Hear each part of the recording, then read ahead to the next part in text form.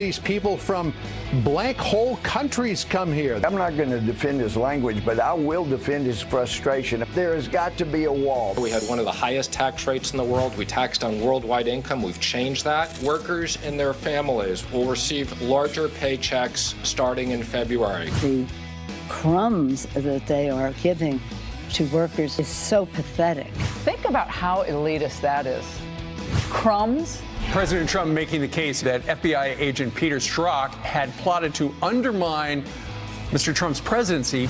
That is a treasonous act, the president said. I think it's deeply troubling. When the state is weaponized against a political opponent, we have serious issues. That guy from Virginia slid the entire length of his driveway on black ice, walked away unscathed. He's coming to Fox and Friends.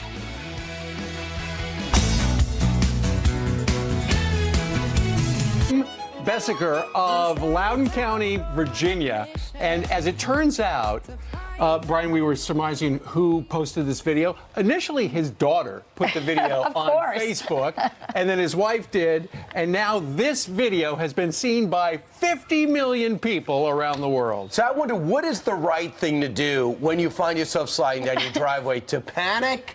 To try to get your grip? Because one mistake he made is trying to walk. Well, it looked like he was surfing almost. It was kind of cool, but I think we're going to talk to him later. We're going to see what was going on in his mind as he was sliding so lucky down his he didn't get driveway. hurt. Holy cow. You talk about what was going on yesterday, everything. A very intense FISA debate, the president getting it off to a rocky start, then correcting course. FISA's in play, is going to be debated now in the Senate.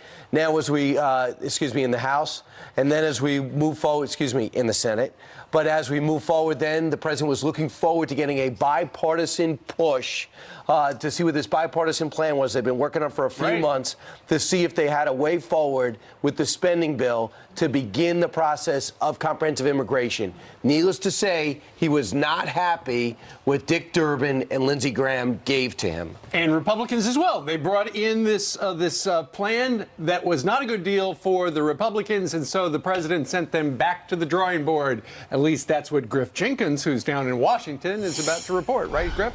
That's right, guys. No dice. The No White dice. House says keep working as the Senate's bipartisan gang of six, including Republicans Graham, Flake, and Gardner, and Democrats Durbin, Bennett, and Menendez, announced they had come up with the deal before next Friday's deadline, but the plan failed to get any traction, and Senators Cotton, Grassley, and Perdue issuing a statement saying there has been no deal reached yet on the future of DACA in the Senate. Some of our colleagues have floated a potential plan that, simply put, isn't serious. The widespread rejection coming because it failed to address all four pillars required: ending chain migration, eliminating the visa lottery, increasing border security, and fixing DACA.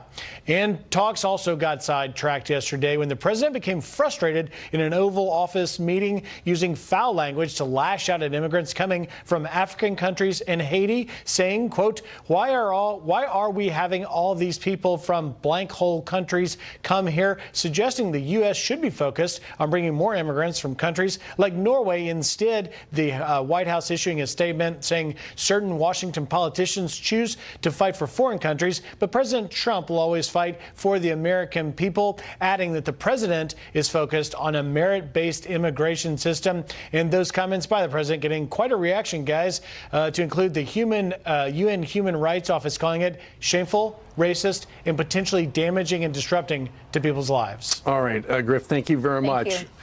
So to recap, the president is tweeting right now, and it is regarding the DACA deal, and we're going to tell you he's got a ... at the end of this current message. We'll bring you up to date. But first, let's talk a little bit about the comment that the president made. Keep in mind, this was behind closed doors. Somebody leaked it to the Washington Post, obviously trying to damage the president. Ultimately, though, it's what everybody's talking about, and they're not talking about the actual issue. The reason they all got together was to try to work out a deal with the wall and DACA.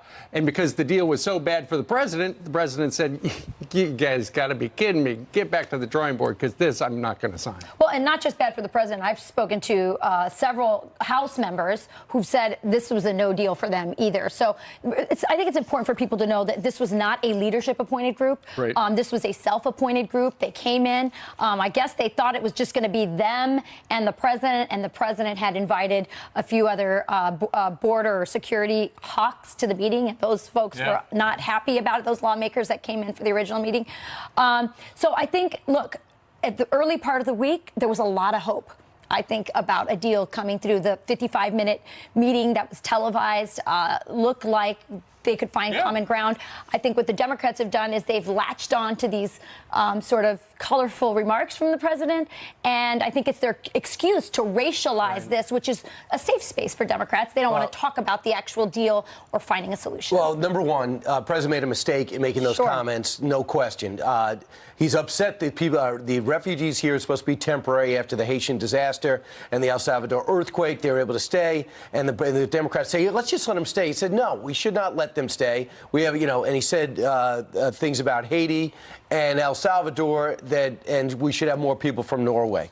Not positive, not going to move the story forward. I think he should walk it back at some point. He's not going to. But let's maybe he does. He's not gonna. Maybe this will be the time he does, because he wants to get things done. He walked back his FISA comments in the morning to clarify what exactly he wants done and debated, and he wants FISA kept up. He just wanted to make sure the FBI wasn't abusing it. So today, I just think there's a couple of things to keep in mind.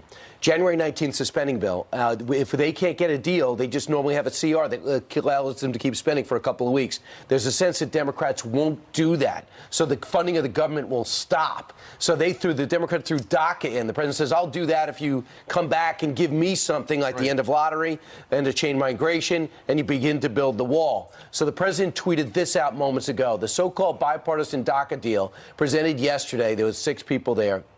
Roll the prompter, to myself and a group of Republican senators and congressmen, was a big step backwards. The wall was not properly funded, only $1.8 billion. Chain and lottery were made worse, and USA will be forced to take large numbers of people from high crime, and we imagine another tweet's coming. There is one. So let's talk a little bit about what he is talking about there, and we'll unpack it. What this deal that has been rejected from the White House would do is it would give Dreamers a path to citizenship. I believe in something like 10 to 12-year path to citizenship. It would give their parents a 3-year work permit to be in the United States. Keep in mind, the president wanted close to $20 billion for the wall. This would give him less than 10% of it, $1.6 billion with new restrictions. It would end the diversity lottery program. Also, regarding chain migration, there would be small limits on the ability of citizens and green card holders to sponsor relatives. So in other words, it's not even close to what the president was asking for, but the Democrats were going to get everything they wanted. They were going to get everything they wanted. And this is the president who wrote the art of the deal. And I think he was in that meeting. He was really frustrated. I think he had high hopes after the meeting earlier this week that they could come together. And he sees this deal and he's like, no way. This is almost an insult. Well, the problem is not even the president. The president's not going to be able to pass that through the Senate and the House. That's not going to get there. But maybe it's an initial step, and they'll go back to it. And I have no problem with self-appointed groups coming together in a bipartisan way, because so far we've been looking at leadership for the last 15, 20 years, and leadership does nothing except to try to keep their power base. Well, so I like when they go beyond leadership. Unfortunately, because the deal was so moderate, so mushy in the middle, there wasn't, you're not going to be able to get the conservatives on board. The Democrats would love it because it gives the message that business is booming. And because of the president's tax cuts, another big company was announcing, Chrysler Plymouth was announcing that because of the tax cut, they're going to be moving a plant from Mexico to Michigan. Wow. Warren, Michigan. They're going to build the Ram heavy-duty truck starting in 2020. They're going to update the plant to the tune of $1 billion, and it looks like they're also going to give something like 60,000 employees, non-management people, 60,000 rank and file, bonuses of $1,000 or $2,000. And you're adding 2,500 jobs. Yeah. I mean, this is huge. And again, the president promised that the tax reform bill would be a jobs bill. We're seeing that happen. We're seeing just incredible economic news, a renaissance in manufacturing in America. And that's what the Democrats don't want to talk about, the results, the real economic results for the country. And so it's much easier for them to go to identity politics. Walmart, for example, yesterday decided they're going to raise the minimum wage and increase benefits for workers. And then you have that plus 80 other companies doing various things. And the woman that wants to be speaker come 2018, Nancy Pelosi, again, I should say, said this about the economic upturn. In terms of the bonus that corporate America received versus the crumbs that they are giving to workers to kind of put the schmooze on, is so pathetic. Asked you what you commented, and we got plenty of comments. All right. Carol on Facebook says, maybe these bonuses are crumbs to you with your millions, but to the average worker, every dime is helpful. And Alice emailed, I live paycheck to paycheck, and the crumbs are very welcome to my world. This shows how out of touch Pelosi is with Americans. The president just 35 seconds ago finished his tweet. Actually, it's a middle tweet because it ends with a ... So the first one was this. The so-called bipartisan DACA deal presented yesterday to myself and a group of Republican senators and congressmen was a big step backwards. Wall was not properly funded, chain and lottery were made worse, and USA would be forced to take large numbers of people from high-crime countries which are doing badly. I want a merit-based system of immigration and people who will help take our country to the next level. I want safety and security for our people. I want to stop the massive inflow of drugs. I want to fund our military. Do not do a defund ... There's another one coming.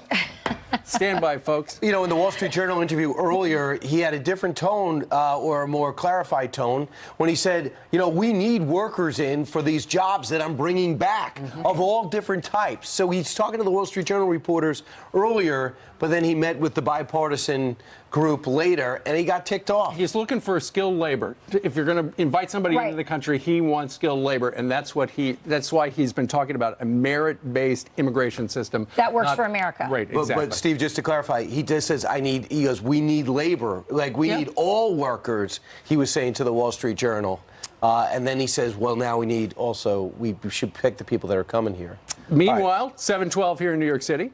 All right, coming up next is Rick Scott. President Trump expanding offshore drilling from the Atlantic to Arctic in hopes to give the nation energy independence. But Florida Governor Rick Scott told him, not on our shores of Florida. Why he won that battle, he'll explain.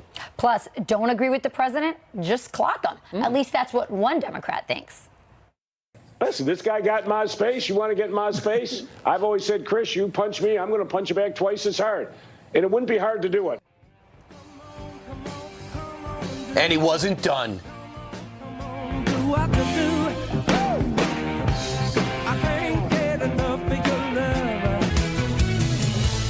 The president has tasked me to develop a energy policy offshore, but also take in consideration the local and state interests. The decision is that we are going to take the new oil platforms, new oil gas platforms off the table, off the Florida coastlines.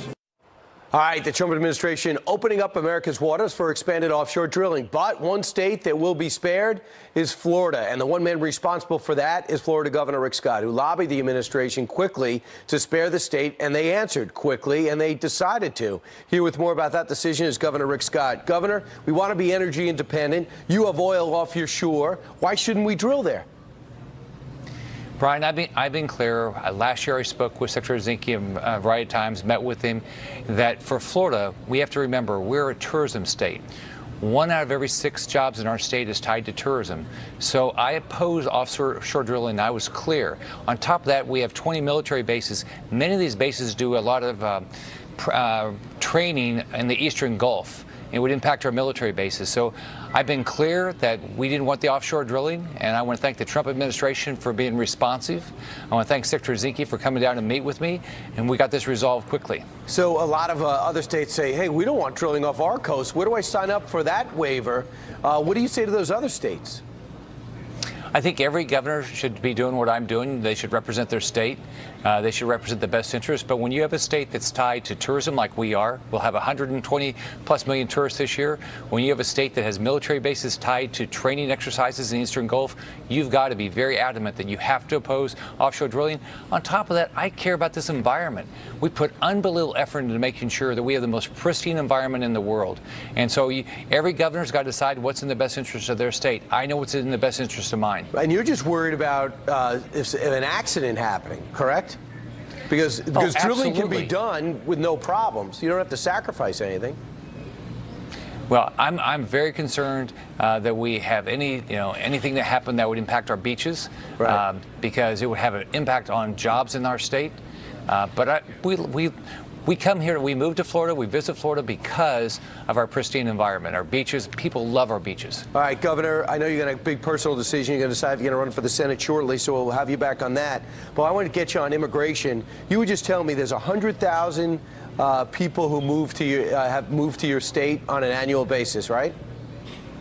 We have about 100,000 people moving from other countries to Florida a year. Right. We're the best melting pot. We have 250 languages spoken, and we're a 46-year low in our crime rate. It works in Florida.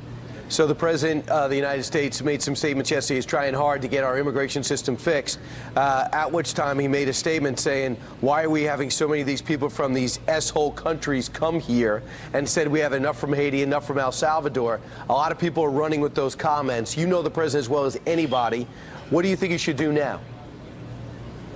Well, if the reports are true, he should take them back. I disagree with them completely. We love people coming into our state. They're part of the fabric of our state. It's part of how we're building this great economy where we're growing way faster than the rest of the country. So we have very good legal immigration in our state. Right. I know that they have to figure out immigration policy that works, secure the borders, take care of the kids. Got you, Governor. Governor Rick Scott, thanks so much. Thanks, Brian. Have a good day. You too. Meanwhile, straight ahead, see kneeling at the Super Bowl Sunday. What are you going to do about it? Well, don't turn away from your TV. Johnny Joey Jones fought for our country, wants to weigh in. All right, time now for the news by the numbers. First, number one. That's where enlisted military members land on the list of most stressful jobs. That's according to a survey by jobs website CareerCast. Rounding out the top three, firefighters, airline pilots for their physical demands and risk of death or injuries. Next, 173 million. That's how many Americans could be drinking radioactive water! Exclamation point. The shocking new report from Environmental Working Group revealing more than half of Americans are exposed to radium in their drinking water. Radium could increase the risk of cancer. And finally, zero. Switzerland is denying citizenship to refugees living off welfare unless they pay it back. The new regulations apply to asylum seekers and migrants who have collected benefits over the last 3 years. Previously, they just needed to be on welfare at the time they applied. Not to be on welfare, I should say.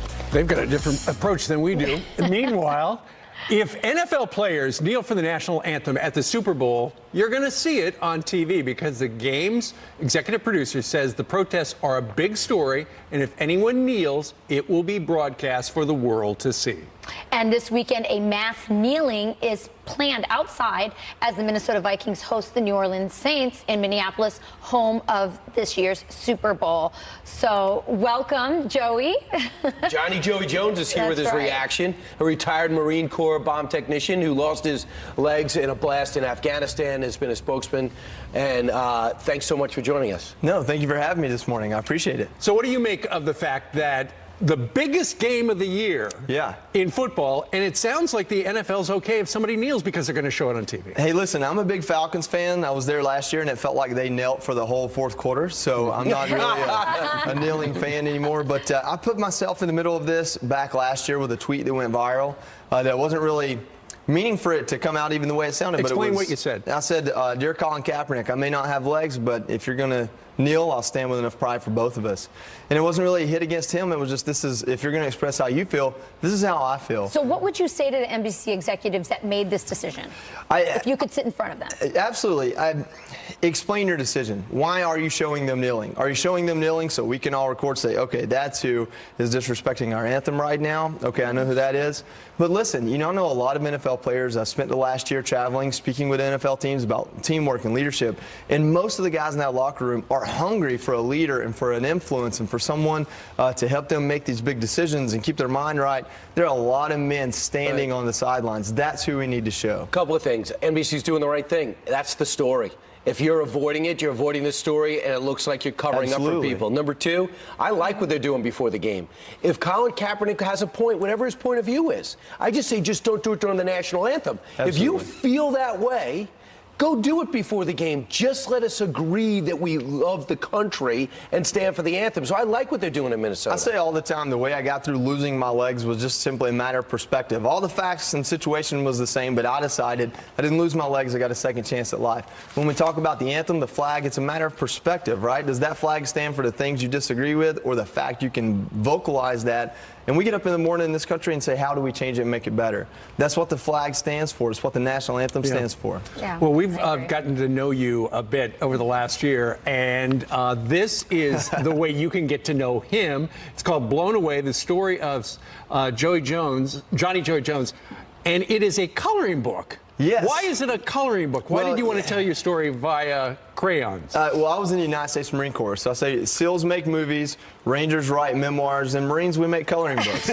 I love it. Well, I mean, listen, we were just talking, Steve and I, with you in the green room. I mean, coloring is relaxing for all ages. This is a great way. It's hard to stay inside the line. Well, the book. But how does it tell your story? Well, exactly. So the book basically tells a portion of my story, my service in Afghanistan, getting injured, and then my recovery, which includes things like a trip to the White House, meeting President Bush as well, getting carried off the battlefield. So it's a way for parents, it's a book for all ages, so it's a way for parents to address some of these things that these kids are going to see more robot legs than anyone, to address these things with the kids in a fun way, break the ice, and get them to understand. I would say it's very hard these days as a mom to find patriotic material like this that's educational and fun, and you don't shy away from the gore either. I mean, it's kind of interesting, the kind of pictures you have here. You look pretty buff in here, by the way. Well, artistic liberty. Yeah. So Johnny, do you want, when people see you, they obviously see the lights. What is the right thing for people to do when they see you? Listen, sometimes I wear those big Beats headphones when I go into the airport because people say everything to me.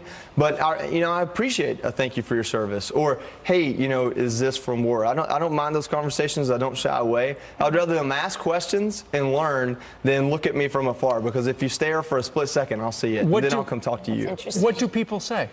A lot of times they'll say things like, if people are just trying to qualify themselves talking to me, so they'll say things like, man, I had both my knees replaced. I know how you feel. It's like, yeah, I'm sure you do.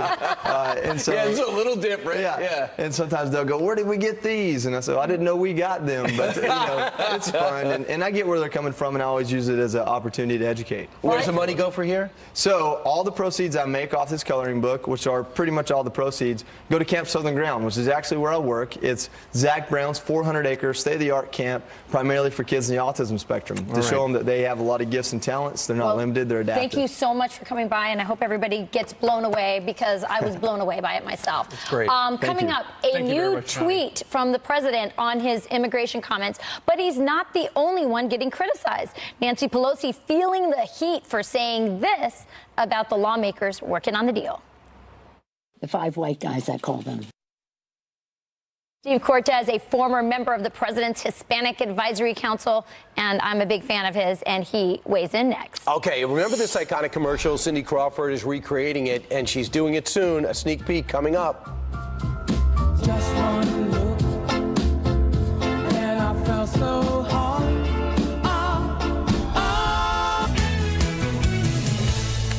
Well, the president has sent out a 4th tweet in the last half hour, and this actually goes to what everybody is talking about, it seems like, on all the other channels, because we've talked about all the news as well, and it regards his comments about a certain inappropriate word that we're not going to use on this program. But here he is. The president just tweeted out, the language used by me at the DACA meeting was tough, but this was not the language used. This was not the language used. What was really tough was the outlandish proposal made a big setback for DACA. Let's bring in Steve Cortez, Fox News contributor and former Trump Hispanic Advisory Council member. He joins us from Chicago. So, Steve, it seems like, the other channels we were just monitoring, they're saying that the president's a racist for what he said. He now says that this was not the language used, although I believe the Washington Post is standing by these two anonymous sources. Right. Well, I would point out, first of all, anonymous sources and the Washington Post in the past have been a recipe for dishonesty. So I take the president at his word if he says he didn't use those terms. But he acknowledges that he talked tough. We're just trying to interpret the tweet. Sure. But look, I think here's the bigger point. He acknowledges that he talked tough about these countries. I think he spoke in the ways, by the way, which any American would who speaks plainly, who doesn't speak in a lawyerly or political manner about these countries. Are there troubled countries in the world? Of course. And do the citizens of those countries want to come to America? Of course they do. And that's a wonderful thing. And I say that, by the way, as a son of an immigrant from Latin America. And by the way, he came from a place that was troubled and corrupt and dangerous and poor. And he found the opposite in America. And thank God he did. And we should always be that refuge for those people. And we have the right as a people to determine who will make the best Americans, who brings the drive, the skills, the love of our values and our Constitution that will make America better. That's not racist. That's being sensible. Absolutely. Steve, you and I both are very much fans of what the president is doing economically. We know under the Obama administration, Hispanics fell into poverty by the millions. We know they're the most entrepreneurial demographic, and the deregulation is really helping our economy. We have the lowest unemployment we've ever had for the Hispanic community right now under the Trump economy. Do comments like that make it harder for those of us who are supporting the economic agenda to make the case for the president? I don't think so. I think the mainstream media would like us to believe that. But I think, Rachel, most folks are not terribly political, right? They're living their lives. They're worried about paying their bills, about good schools for their children, about their health care. They're not necessarily fixated on every tweet from the president or every unsourced or anonymous rumor out of the Washington press corps. And I think you point out the lived reality of Hispanics is that unemployment at an all-time low.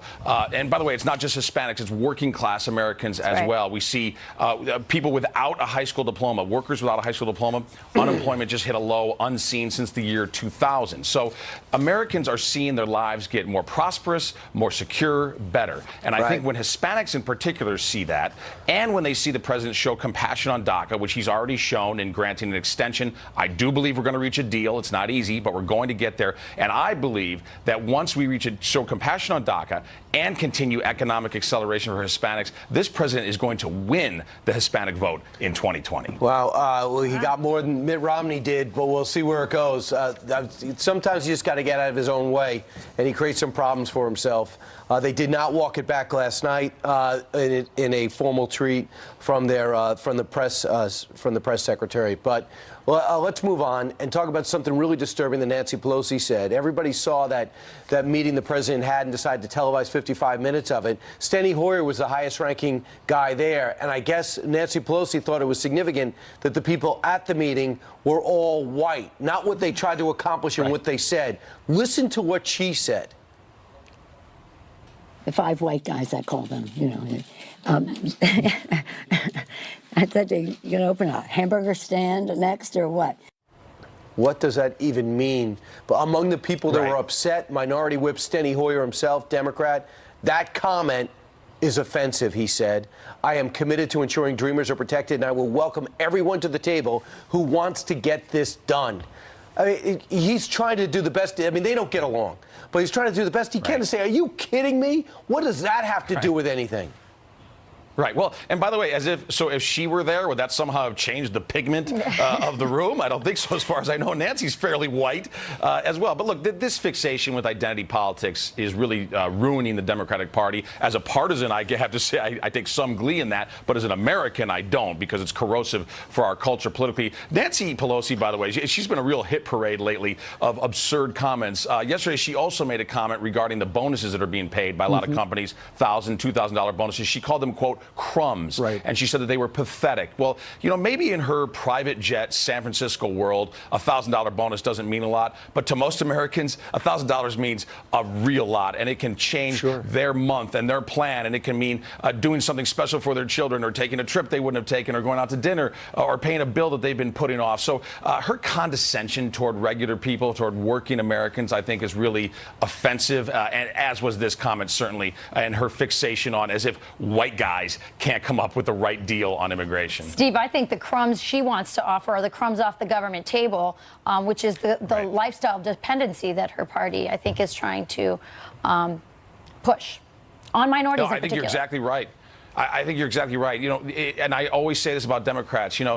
They care about us, about Hispanics. They care about minorities, about people of color when it comes to voting. They don't care very much other than that. They're very happy to take your vote and then have you live a life of dependency. And that's not real freedom. That's not what America's about, and we're better than that. All right. Steve Cortez joined us today from Chicago. Steve, thank you very much. Have a good weekend. Thanks, Steve. Thank you. All right, 19 minutes now before the top of the hour, and Jillian's got some more headlines. That's right. I don't know if you guys saw this yesterday. You probably did. But how about this? Time magazine lighting President Trump's hair on fire to mark his one-year anniversary. The cover artist says it's a reference to Michael Wolff's new book, Fire and Fury, which has been highly criticized by the White House. The flames also meant to reflect the president's threatening comments to North Korea. In 2016, the same artist made this cover of then-candidate Trump having a literal meltdown.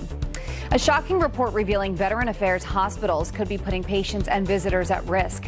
A government watchdog group detailing failures in VA security, saying hospitals and clinics aren't adjusting security measures based on different threat levels. Their findings were sent to congressional committees, the VA Secretary and Homeland Security. The VA says it's looking into it and will update security policies accordingly. Take a look. Terrifying moments on a Texas highway after a semi-truck veers off an overpass, plunging into a car below. You can see that small white car crushed like a tin can under the truck that's flipped completely upside down. Somehow, the big rig driver crawled out from a window. No one was seriously hurt. Police say the truck driver was trying to avoid an accident when he jackknifed and drove off the road. Scary scenes there. Hey, do you remember this iconic Super Bowl Pepsi commercial from 1992?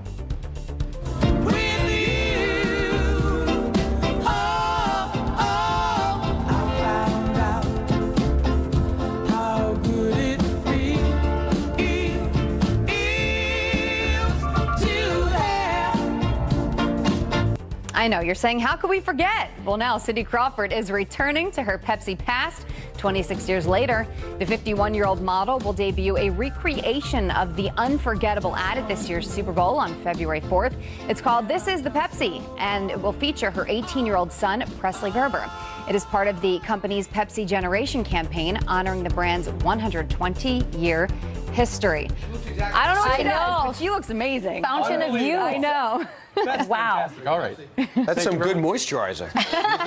She sells it. I think the secret fountain of youth is Pepsi. I think that's the message Oh, right really? there. I think I'm going to get that. Meanwhile, we told you about this. Nancy Pelosi downplaying Americans getting bonuses.